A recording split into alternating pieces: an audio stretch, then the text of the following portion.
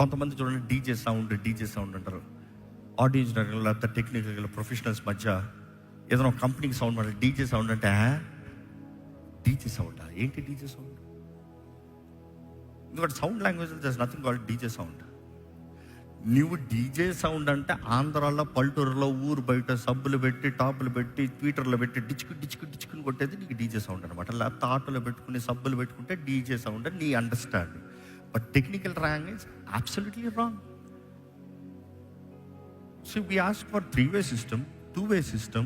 What is the kind of system? We have a full range system. Full range system also one of the full range another we use infra drivers. We have something called infrared speakers. 20 hertz కిందకి వెళ్తుంది. Then we have subwoofers that goes 20 to 100. Then we have top 3-way system that is from the low mids till highs 22K వరకు highs వెళ్తుంది.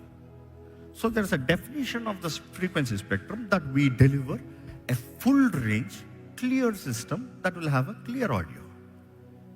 కానీ ఎప్పుడు understanding లేనివాడికి ఎట్లా ఉంటుంది అంతే point. Exposure matters. Exposure truly matters. ఈరోజు నిజంగా లోపట ఆనందం లేనివాడు ఏం చేస్తాడు తెలుసా? జడ్జ్మెంట్ అన్న మోడ్లో ఉంటాడు.